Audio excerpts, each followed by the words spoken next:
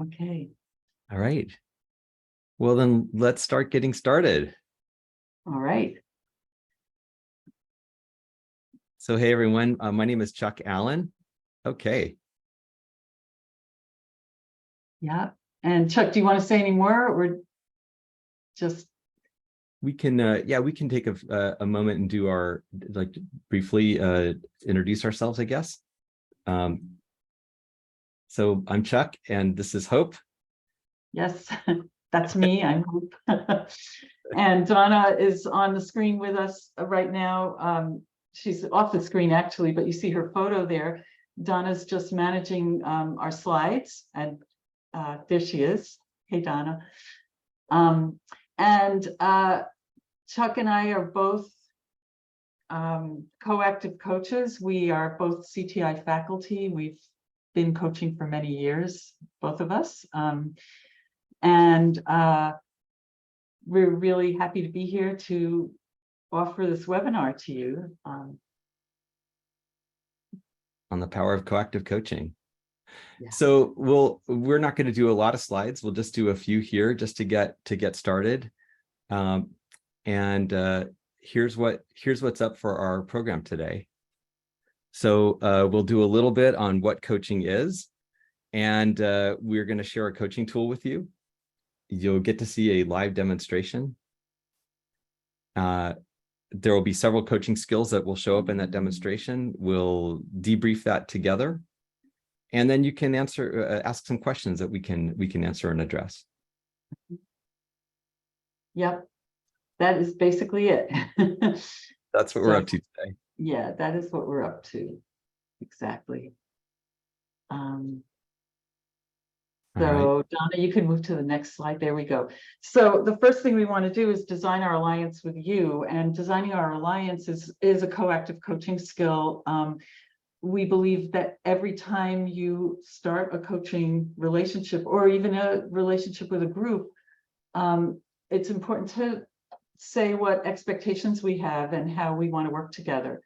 So a couple of things we want you to know.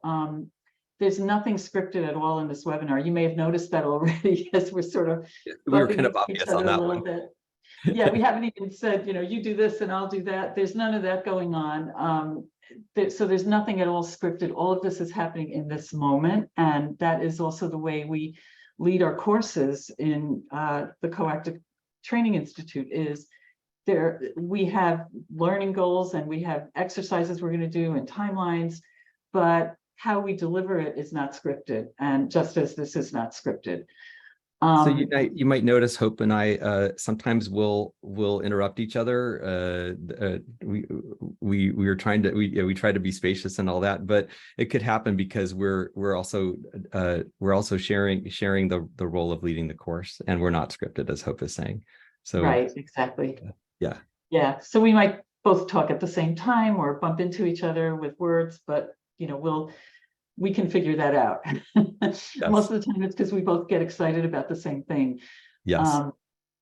So the next thing we want to say is coaching in general, we would ensure confidentiality when we do coaching, but in this particular webinar, it's not confidential because it was going to be live streamed, but it's certainly going to be on video after the webinar is over. So Denny, who is going to be our client today, has agreed to hold the confidentiality, to be coached without the confidentiality being held. And we just feel like it's important to make that really explicit here today. The other thing is Denny is bringing a real topic of his for this coaching session.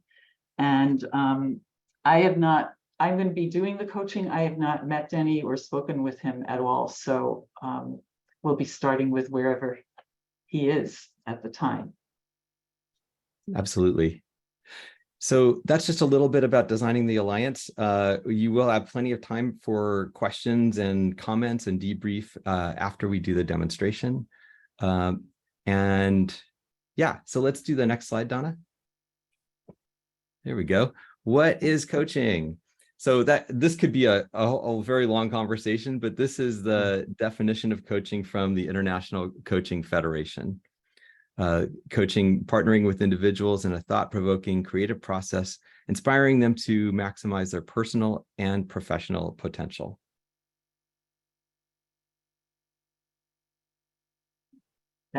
That's what we're here to show you.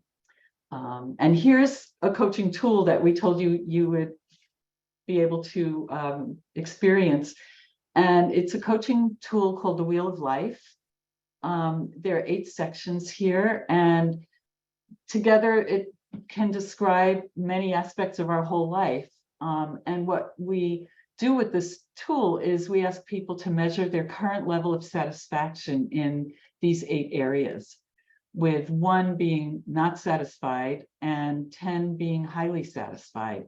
So it could be, each area could be taken separately. And as you play with this yourself, you could see in this moment, where are you really satisfied? So for example, significant other romance is on here, and you may be perfectly satisfied with where you are in that part of life, even if you don't currently have a significant other. It's really about where you are and how you feel about it, not what you think you should be doing or what anybody thinks you should be doing. So it's really looking at how you experience your own life at this moment. What's really great about a tool like this is it's useful for sometimes generating topics for the actual coaching. Mm-hmm. So sometimes rather than taking time having the client figure out what they want to get coached on, having them go through an exercise like this can have them get clear on what do they want to focus on in the coaching. Mm-hmm. Exactly. So in the next slides, we can show you like what it looks like when a client starts filling this in. Mm-hmm. So we're zooming in on one part of it, and this little line would be if a client determines that their level of satisfaction about their career is a 4. Mm-hmm. And again, that's not about whether they have a career. It's more about what is their satisfaction with that part of their life. Right. Exactly. And let's see the next slide.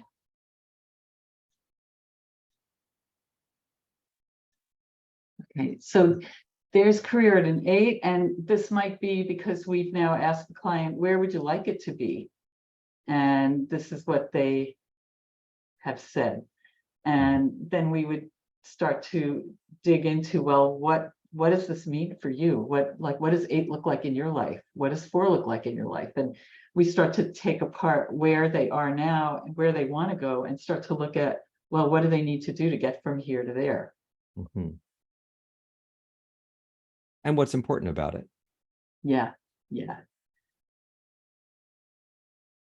So seeing some questions about this. Yeah, Susan? Yeah, I was just going to say, might as well answer the question about, are those headings always the same?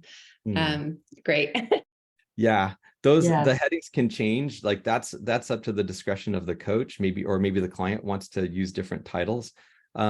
This is a pretty generic wheel, but I've seen people get very creative with having wheels that address specific areas. Like we would use a different wheel for a professional setting. Right. I was just going to say that, like, if you're using it at work, the topics obviously would be really different than here.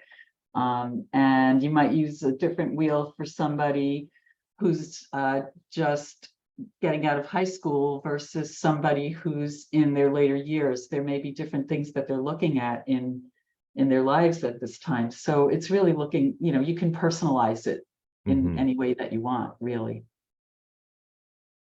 And we're going to be basing the coaching demonstration on this tool. So this will be the starting point for the coaching that you're going to be witnessing here. Exactly. Yeah. Okay. And we don't have a professional wheel, I don't think, that we could post on the slides today, but it is available in the Coactive Coaching book if you have that. And I'm not sure, Susan, you might be able to answer better if it's on our website or oh, okay, you have it. Great. Okay. So all right. Okay, there's the link in the chat if you need that. Okay, great. Thank you. All right.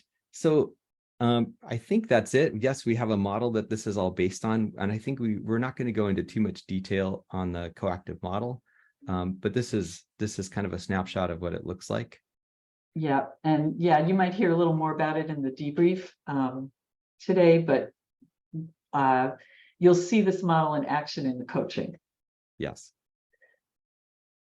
All right. Okay, so Thanks, Donna.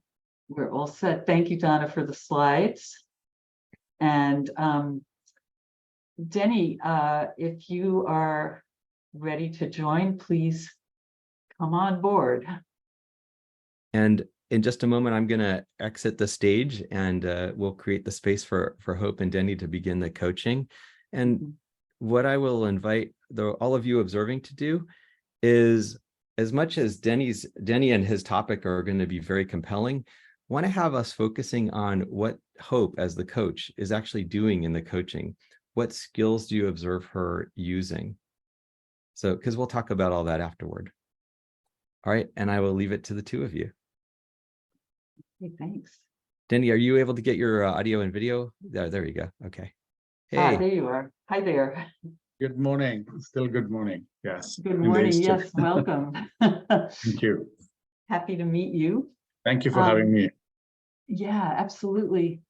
So, Denny, before we get started, is there anything you want me to know about you, or anything in particular you want to make sure we pay attention to in the coaching? No, I'd like to flow with the stay in the moment and go with the flow, and that's what proactive coaching is all about. So Great. Okay, happy to do that with you. So, Denny, what would you like to focus on in the coaching today? What's your topic? I have thought that it's for some time that I have not stayed invested in myself, and which has probably, you can blame the COVID and you can blame all those circumstances and we being remote, etc. But I think the same applies enterprise-wide and globally. So I would say personal growth is an area of my focus today, because that has been neglected for the last 3.5 years, pre and post COVID, right? Yes, totally hear that. So personal growth, okay. What's important about that for you today? What has that be the thing? I think when I look at personal growth, it's more of reflecting on the inside. And if I were to reflect on the inside and I feel good about it, and how I reflect on the inside and how I feel about has a direct influence on how I come across or how I influence the external, be it my friends, relatives, co-workers, or my own family, right? Right. So, and what are you seeing in the external that you'd like to shift or grow? Yeah, so I've seen that there is, because we are working remote and we are thinking laterally and being creative about it, I think there's a great opportunity to influence. When you see what's happening in the external environment, I see that we have an opportunity to influence people and share about things that could be in positive light and also probably resonate with them, right? And to keep it positive, or to encourage, or to build somebody, right? So those are some of the thoughts that is uppermost in my mind right now. Yeah. And so if you looked at, if you think about the wheel of life that we showed you earlier, how would you rate your satisfaction right now with personal growth in your life? Thank you for asking, Hope. It seems like I say, I've not stayed invested in myself, not given it a thought. A lot has happened for a lot of us in the last 2.5, 3 years. So I've given it 6.5 out of 10. 6.5. That's like, I love the precision in that too. So where would you like to be? Right. That's an important one.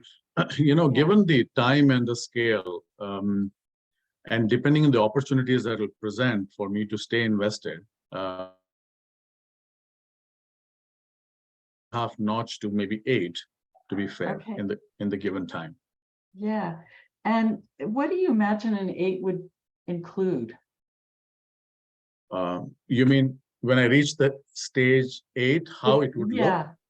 Yeah. Yeah, like if you were saying to me now, I am at an 8 for personal growth, what, Yeah. and I said, could you describe that? What You know, would there's there's a lot of things in life about being satisfied. So Yeah. satisfaction could be a key, right? Right. But also as a human being, to be self-fulfilled, right? To Yeah. have fulfillment, right? So that Yeah. that could be another area. Yeah. So what would have you feel self-fulfilled? So I have been very focused on my career Yeah. and not on my personal self. So a Mm. lot of my fulfillment in the past have come out of the jobs that I've held and what I've contributed to it and what I took out of it, right? Yeah. But Yeah. I think there is more to that world of mine and what I'm surrounded with, right? Whether it is the people, opportunities, or just being outdoor and playing the games that I played as a child, right? I mean, and excelling at it even today. For example, I'm a cricket lover, and I know in Canada and North America, we don't have too much of cricket, but I'm an avid fan of cricket, right? Yeah. So it means that I not only watch them on my app, but actually feel a sense of satisfaction and excellence out of sporting models, right? And because if you notice a leader and a sportsman, and you inculcate and incorporate that in your personal life, there's a lot of learnings there, right? So things like that. Yes. Yes. So that I just got this feeling as I was listening to you, the sense of you being outdoor playing like a child and really getting like engaged in it rather than just looking at your device or Yeah. Right. yeah. So And being hope more connected. Yeah. Absolutely. And hope it's not about it's not to feel limited, you know, if I can summarize it, you know, the sense of limitations that most of us have as we mature and grow, but to be, you know, free and to Yeah. be yourself. Yeah. Yeah. So having more freedom and feeling like you could really just be your whole self is what's Correct. coming through Yeah. here. Yeah. Yeah. Yeah. Because the Yeah. people who interact with me and who I interact with, they have to receive me as the whole person, right? Not just the Right. one aspect of me, right? Yeah, so it sounds like that's part of what you maybe were alluding to earlier when you said you've neglected your personal growth during the last 3.5 years. So Yeah. really, I'm hearing like a hunger for people to know all of you rather than just the part of you that works remotely. That's right. Yeah. Yeah. That's right. There's more to it than me as an HR practitioner, if I can put it. Yeah. And there's a big smile as you say that. What's happening for you right now? Well, you know, the opportunity, I always say, even given this opportunity to share, I'm a little emotional about it. I'm trying to hold my nerves. I don't know if you'd noticed that, but when I talked about fulfillment, you know, there's a lot to it that wants to be done. You know, there's a sense of urgency, there's a sense of direction, there's a sense of wanting to accomplish, not for anybody else, just for myself, right? So maybe there's a lot of opportunity that's gone amiss, but I want to be positive, right? And proactive coaching is about that, right? That it helps you to leverage, stay in the moment, help you to leverage and utilize the opportunities that you have presented to yourself now and in the future, right? And it's not like reflecting on the past and which may cause frustration and even sometimes catharsis, right? So yeah, so again, it sounds like you're wanting to leave that part behind and move more into a positive energy. absolutely. And it's very infectious when you feel that positive energy, like your joy starts to feel really it just comes out of you. It feels like a really important place for you in your life. Yeah. So I don't know, Hope, if you just have a minute, I wanted to talk to you about why I'm a little emotional about things, right? Yes, I was. Yeah. So I have never been a very social media person, and people are reserved about being social media, right? Right. But I'm part of my school group and I'm part of my MBA group, and they all know me as the captain and prefect and a leader, right? So I said, why do I have so much of reservations and why do I feel inhibited when I talk about social media? So what I did was I actually set up goals Uh-huh. to socialize very small things, small beginnings, which have blossomed into giving me the confidence in social media. So Wow. if I got up at 4 and I was not getting sleep, I would actually go to Tim Hortons, it almost seems like I'm the brand ambassador of Tim Hortons. So to all my friends in Dubai who are woken up and all my friends in India who are woken up, I actually have a sip of Tim Hortons and I talk about the latte and I talk about the cappuccino, or I talk about the philosophy of Tim Hortons, right? Just about 2 or 3 minutes. And I just post that video. And I found that it was getting very positive pics. And I was quite shocked, and they were wanting more of it. So I said, wow, Yeah. this inhibition and this limitation was Ah, it was more of a self-construct that I had, as opposed to letting go. Like I said, as an athlete, let go and let people experience you. So when I had people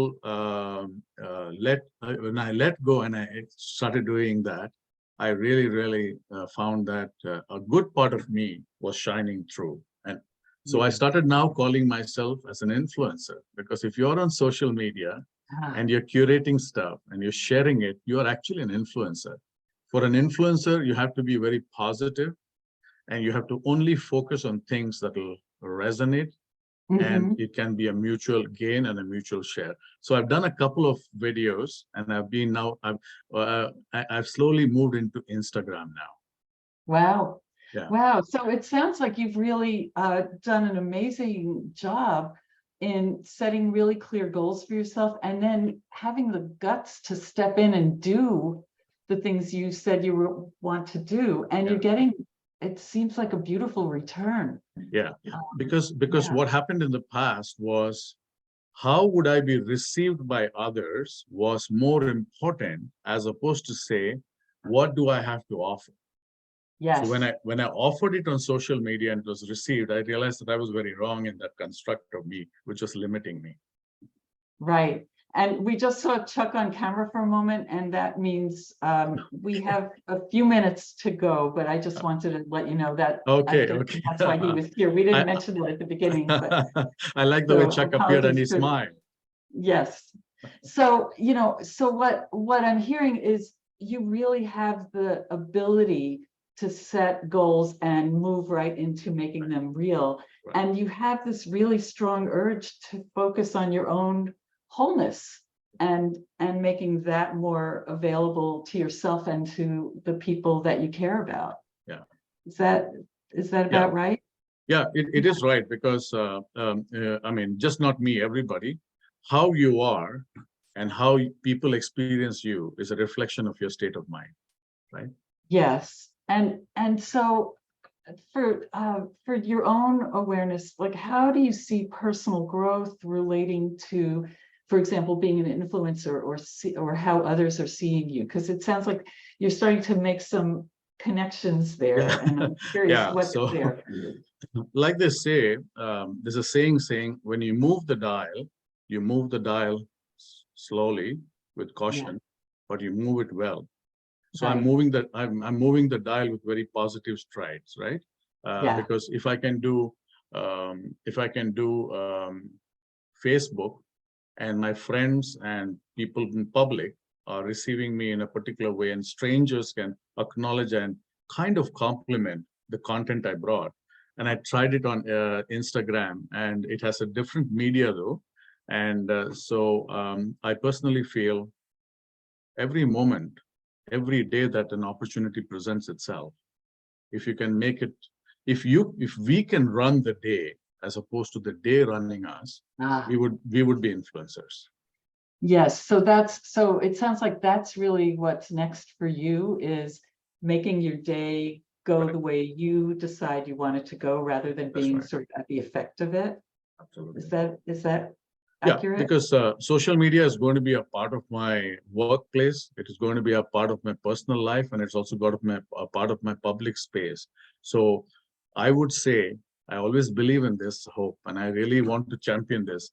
I think we are an extension of our brand, and what you're experiencing me is my brand, right? And what I'm on social media and what I'm in workplace is specifically is exactly how you want people to receive you whole, and that wholeness is about your brand.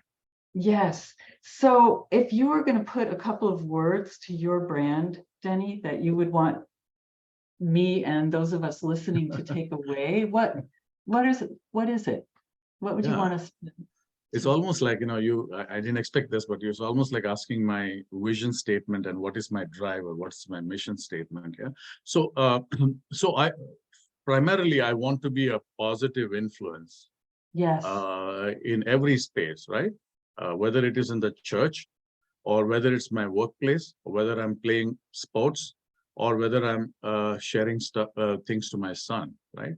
Right. So what is important is that I have a positive influence and an impression on people around me, which is actually your environment, right? So, Right. so that's what I would say. So, so the opportunity here is, if I summarize it, is to be a very positive influencer, building people and lives, and sharing content that is invaluable. Great. So that's really, really clear. So now the question I have for you is what do you need to move into that space now? Because it feels like what's the personal growth piece that's going to bring you to live in that positive space the way you are choosing? So, I get very emotional about this. So I'll try to not be emotional, but I like myself being an emotional person, right? So,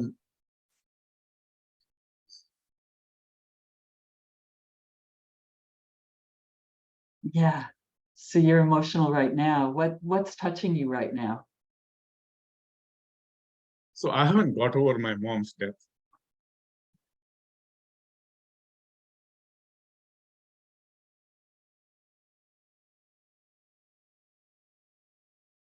Yeah. So, so I think what I need is to have some healing. Yeah. Yeah. So there's some healing. Yeah. Yeah. And yeah, what do you see for yourself? What's the next step for you in this healing journey? So, one is obviously I want, sorry, I'll take control of myself. No, you're good. Just talk through the Yeah. the emotion. It's really okay. Yeah. You don't have to stop it. Yeah. So, so one is that, I want to, there's a little bit of catharsis. It's about the missed opportunity, because I was in Toronto. I was in Toronto and my mother was having Parkinson, and she struggled a lot. I always thought I could take a sabbatical and be with her, but I couldn't. And I probably was, sometimes in life you fear the people and the job more than your own family. Yes. Yes. So I think I got very overwhelmed and I couldn't take a sabbatical. If you ask me today, I can take a sabbatical, right? And I am taking a sabbatical, right? In about a month's time, and I'm doing things that I want to do, right? So obviously, I have some personal family matters in India where I belong to, and connecting with my two brothers and sorting out some of my parents' things that have not been completed because of COVID and all of those restrictions. So once I have that in order, I may be a little bit peaceful. But personally, the catharsis in my head, right? That, oh my goodness, I hold myself guilty for not having taken care of my mom and not spent quality time. It doesn't leave me. So I'm working on that with getting some, maybe on the spiritual side, getting some people from church to pray about a personal need. But on the other side, I'm looking at coaches and mentors that have dealt with such issues, and that can help. So we're going to need to wrap in a moment, and I really, Sorry, I just want I want to don't know just why. honor what you're saying right now, Yeah. because it feels like this is what you're speaking to right now, feels like it's part of what's at the heart of your desire to move toward more personal growth, more wholeness. And the wholeness is really embracing that part of you that is hungry for being an influencer and for showing a positive attitude, but also for owning the whole experience that you're having, even in this moment, with your emotion, with your fear or concern that you weren't all that you could have been for your mom. Yeah. So I'm good now. I've taken control of myself. You know, it's so Yeah, natural. I just try my very best, but the moment I talk about my mom, yeah, so here's the thing that this is showing is how much it matters to you and Yes. how much you loved your mom and how much you care.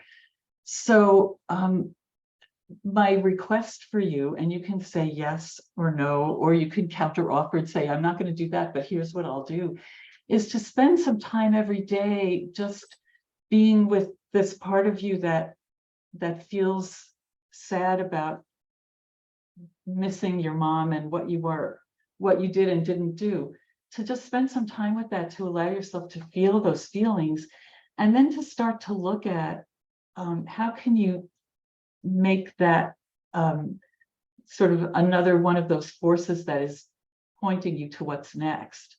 So it feels like there's a sense I have that you are so eager to be positive that you might miss this important part of you. And so I'm really speaking to the wholeness that you're after. Yeah. So would you be willing to pay more attention to the wholeness than to the achievement? oh If no, that makes sense. absolutely, absolutely. Yeah. Because I think the wholeness will give me the healing and the the context and probably the coping abilities, right? Yeah, and the growth that you're asking for is right there. It's right here for you. And it's like you're seeing it all, and it's a question of where are you looking right now. So I just want to honor the power that you bring to all of this and your ability to hold the whole thing. Yeah. That there's a way that you're already where you're wanting to be, and it's what's next is you to see the wholeness of you. Yeah. Thank you. Thank you so much. Yeah, so thank you so much for sharing this and for your vulnerability. And I have no doubt that you are heading in a way that is going to take you exactly where you want to go. And I wish you all the best. Yes, yes, for sure. I will go Yeah. where I desire to be because I want to drive my positive energy and my abilities to accomplish and touch Yeah. other people's lives. And maybe when I get through this, I would be available as a resource to help people who deal with what I deal with. Yes, I no doubt you will. And here's one more thing I'm going to give you to wrap it up.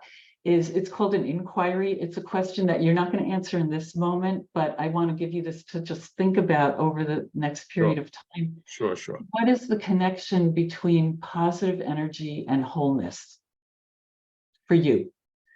Will you take that question and just consider that as you go through your days and just notice what's here for you? So I feel like both of those are keys for you. Yeah. The connection between hope you said positive energy and wholeness. And wholeness. Okay. What's the connection between them for you? Okay. Okay. All right. So thank you again. It's been delightful to be with you. Thank you. Because when this emotional thing happens, it's a great sense of relief as well, right? And it feels good because I'm honoring my mother with my thoughts. Yeah, and you're honoring yourself by being you. So thank you. Okay. So we're going to take a few moments now and debrief, but we're not going to go back to Denny at this point, but much appreciation. Absolutely. Yeah. So for those of you observing, what were the skills you saw Hope using in that coaching? What showed up there?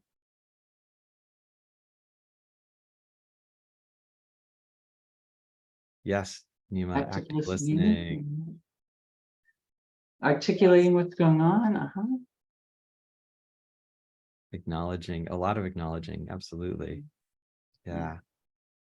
A lot of space for the emotion. Yeah. Well, yeah, and what did you all notice Hope doing when the emotion showed up? Yeah, holding the client's agenda. Absolutely. A lot of open questions with what and how. Yes. Connecting. So one of the things you saw there was Hope was holding on to what Denny said he was looking for at the beginning of the coaching. And so she was continuously making those links back to what his agenda was. Mhm. Yeah. Allowing pauses. Mhm. Yeah. A lot of spaciousness. Yeah. Mhm. And you saw the skill of requesting. When coaches make requests, and often that happens toward the end of a coaching session, the client always has the option to respond with a yes, a no, or a counter offer. So it's not like a demand or anything. It really is an open request, and it's on behalf of the client. Yeah. Yeah. A lot of Yeah, open-ended so one, Yeah. like the way I think about requests, the art of a request is that it's really okay with me, the coach, if my client says no to the request, Mhm. or counter offers, because I'm not trying to get them to do something I think they should do. I'm trying to get them to do something they think they should do. So if Yeah. it doesn't line up with where they are, it's not the right place to go. So that just gives us more information. Mhm. I hope I'm also wondering if maybe it's helpful to share your perspective on what's happening for you as the coach when the client starts to enter that emotional state. What's happening for you?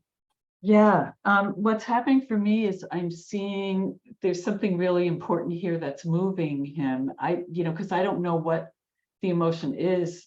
And sometimes it's not even that important to know that level of detail, but just that he's moved in this moment, what's here, and to give my client room to then express whatever's present for them. Like, what I don't want to do is shut it down. Hmm. If somebody gets to a place where they're having emotion, there's something really important there for them to recognize or learn about. Hmm. So it's really to stay as spacious as I can and stay present with where they are in that moment. Yeah, absolutely. And you could see there were moments when Denny was like, "Oh, I'm trying, I should control this. I should control this emotion." And that was not your agenda. You actually Right.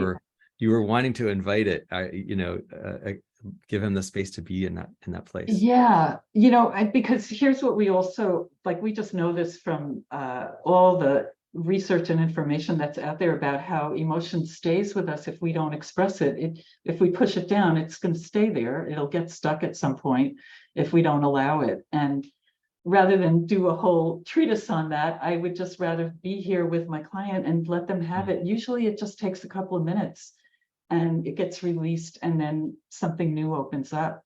So it's really stay with them and track with them. Yeah. Yeah. One of the things I noticed that I was appreciating was when there was a moment when he was kind of resisting or not resisting, but like, "Oh, I need to control myself." And you said, "It's okay. Just you can talk through the feelings." Yeah.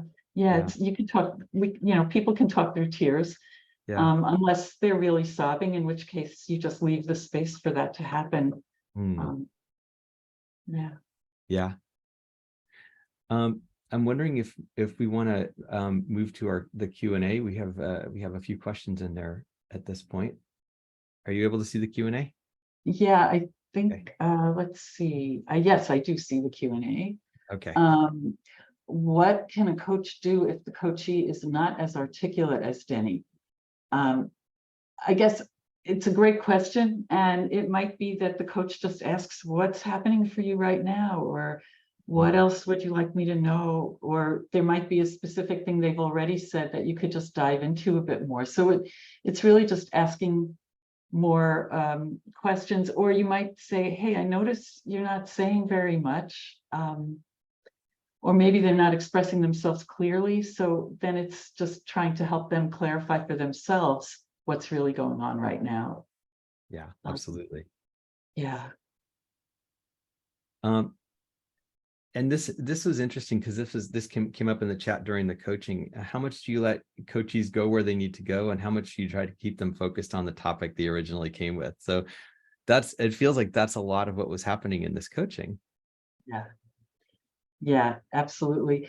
And, it's kind of hold both, like, I think in one hand, I hold what they said they wanted, and what, and if it's an ongoing client, I'm also holding who I know them to be, what I know about them. In the other hand, I'm holding what's happening in this moment. And, in this particular coaching, I could see the connections. I could feel that Denny was reaching for what he was wanting in his own growth. And I could feel that we could keep coming back to that as a topic, that it was still related in the bigger picture to growth. But if somebody went completely somewhere else, I might just say to them, I noticed that we're not talking about the same thing that we started with. Do you want to continue with this, or would you like to go back to the topic that you brought to begin with? So something like that. And, part of how that happens is it's important to spend some time at the beginning of the session finding out from the client what's really important about what they are going to share right now. I think this is, it's so important what you're saying, because I think what it emphasizes here is that coaching is a partnership between coach and client. And so as a coach, I actually don't know what we should be talking about in this moment. Yeah. It could change. And so I'm always wanting to give the client the option, kind of like you were just saying, of like, we started talking about this, but now we're talking about that. Right. Which is the most important for us right now? So I'm continuously handing that choice back to the client, because it shouldn't be my call as the coach. Yeah. And then the next question, how does the coach keep the conversation focused on self-discovery and self-awareness instead of problem solving? Great question. That's part of the muscles we develop as coaches is, to stay focused on the person rather than the problem. I think is probably the easiest way to sum that up. And another way I look at it is my goal is to help the person grow to the point that they are addressing whatever problems are showing up in their lives, rather than using coaching for that. That as they learn to, as we get sort of underneath what the problem is, they learn to find it in themselves, to figure out, like, how do I want to approach this? So it's really helping them develop more skill in that area. So, and I'm noticing a comment in the chat that I think really, really hits home on this one. I loved how you were helping him shift from accomplishments to wholeness. And this is one of the things I was appreciating in the coaching, is how often you were pointing this client toward his wholeness. Right? Because he had these things that were really important to him. Some were resonating in positive ways, some were resonating in ways that were really painful. And your pointing was continually toward the whole person that he was. Not Right. You're not this or that, you're all of this. Exactly. And I wanted to say that the word wholeness actually came from Denny originally. So I didn't introduce that. It was something that he spoke to. And that's partly why I kept going back there, because that felt like it helped, like, it's like, here I am making circles here, but it felt like that was what was really important to him, is that his whole self began to be known. And I didn't say this to him at the time, but I loved when he talked about just having a Tim Hortons and talking about that and how that started to get people engaged. There's something about somebody putting themselves out there in this just sort of easy, here I am way that feels just so engaging. So it was really easy to lean into that with him and to look at, who is this guy? There were some comments in the chat, and I see one here in the Q&A. How and when would a coach refer to other more specialized support services. Yeah. Yeah. And I think, you know, that ends up being a judgment call. That if somebody, like if I'm working with somebody over time and it's clear they have some grief that they haven't been able to resolve, or they haven't been sort of progressing in how they're addressing it, that would be a time to suggest that they work with somebody, or, you know, attend a support group or something like that. But it really, I think it's more like a thing of, mostly it's over time, you'd notice that somebody's not moving forward in a particular area and they might need more specialized help. It's also, if it's an area that's just outside of your expertise, like, you know, I sometimes think about it, it's not just like, do we refer to therapy or something like that? We might need to refer to somebody, to a legal support person or an accounting support person, or, you know, where there's something they're dealing with that they haven't been able to figure out and they just need help from an expert. So it could be in, you know, the psychology of them, or it could be in their daily life in some other form. But, Yeah. you know, We actually have an ethical obligation to absolutely. refer clients to resources. If the coach is not the best resource, we do have an obligation to refer the client out. I think for me, I think of it in terms of topics. It's not like, is this client a coaching client? Is that client a therapy client? It's like, what are we talking about? And is the topic beyond the scope of coaching? Right. That would be usually when I would go there. Right. And, you know, I think I'm seeing a bunch of questions about yeah. experiencing regret and offering suggestions. And I would just say it's really, it starts to be looking at the issue rather than the person again. And yeah. in this, you know, this is a 15-minute coaching, so it's certainly not a full session even. So here I'm going to be just present with what's here now. And if there was something that came up where it felt like he was at risk for something, I would refer him on in this moment. But here, I just trust that Denny is going to be able to work with what's going on in his life. And, you know, either with a coach or somebody else, he'll be able to find the help he needs. It didn't feel like it really fit in this particular session. No. Because we weren't about problem solving so much as we were just being present and showing what we can do as a coach. Yeah, exactly. I'm seeing an interesting question here from Shivani. What do you think is the most important skill for a coach? Active listening, reflecting back? Huh. Yes. Exactly. We have quite a toolkit. So I think what I think of as the most frequently used skills, and at least in our coactive skills repertoire, would be the powerful questions and articulating what's going on.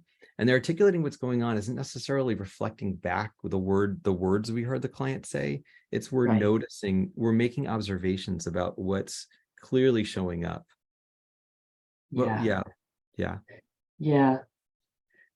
And then Alexander, do clients act differently, more or less, in virtual versus face-to-face settings? It really depends on the client and the coach. It really depends on the partnership, actually. And I will say too, back in the day when I started coaching, we coached by telephone. And never, like, there are some clients I had for a long time that I never met. And in some cases I maybe never even saw a photo of them. And at that, you know, in those days, we just depended on our hearing and learned to pick up really subtle cues. Like, I could tell, I'd be talking to somebody and I could tell if somebody walked into the room they were in, or if they got momentarily distracted, just because I could hear a shift in tone. Now it's more like if I'm on Zoom, I might just see a change in expression, or I might see the emotion rather than sense it. But I think for some people, they may be more comfortable opening up when they're not in a visual connection, and others need that visual connection. So, you know, it's kind of like, it works both ways. I have one client who still calls me, even though we could see each other on video. And that we've been coaching long enough that we started on the phone, and she really loves doing it that way. So I suggest that coaches get comfortable with all the various media exactly. of coaching, in person, phone, audio only, video. I think because clients have different needs and you're going to have different preferences as the coach. Yeah. I'm seeing an interesting question here from Cleve, which is about the importance of being present and asking what type of preparation do you do in the days leading up to the session, logging notes, thinking models, meditation. Yeah. I think it's a lot of it is going to be individual to the coach, because I totally agree with you. It's the presence in the coaching. You can't coach if you can't be present. Right. So what do you Absolutely need to right. get yourself present? Like, I recommend not scheduling, meetings back to back if you can avoid it, because having time to connect to yourself and ground yourself before a coaching session, whatever that looks like for you, can really help. Yeah, and we have in the coactive coaching model, there is a context called self-management. And one of the things that speaks to is the coach managing themselves to not be in the way of the client. So it's really like, for me to get ready for coaching, my job is just, the way I see it, my job is to clear my space and clear my mind and heart so that I'm just available, so I don't do anything special other than take a few minutes to just get my feet on the ground and make sure that I'm really present in my body and in my heart, and that I'm available to my client, whatever they're bringing. Yeah. Jennifer's asking, is inquiry part of the the CTI model? It's definitely one of our skills. One of our skills, yeah. Yeah. And just to repeat, the inquiry is a question that you don't want people to answer in the moment. Sometimes they want to, but really the power of it is in being able to sit with it for a period of time and see what emerges, or journal about it. A question from Elizabeth: if a client expresses deep regret as he did during this session, is it more helpful for the coach to reassure him rather than let him sit with it? Yeah. My sense is it's most important to let somebody be with what they're experiencing, even if it's sad. It's important, it's not, the sadness isn't going to go away if I say they're there, that's very normal. And it's okay to normalize what a person is feeling if that feels appropriate, to say, of course you're grieving, and it's okay to have that experience. Just to make it be okay is really our job. And it's also, he's probably going to get other people in his life who would say, you shouldn't feel bad about this. So as the coach, I don't feel like I'm adding a whole lot by doing that too. I think like I can create a safe space for him to actually explore the regret and go through whatever that inner dialogue is around the regret. That can happen in coaching, whereas his friends and family probably won't do that for him. Right, exactly.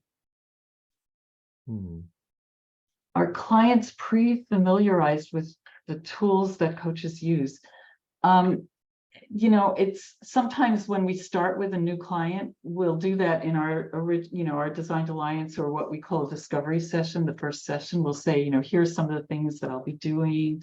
I'll be asking you powerful questions. Those are questions where it's not a yes, no answer, where it's going to have you look inside for the answer. I generally won't explain things like inquiry and request until I use them.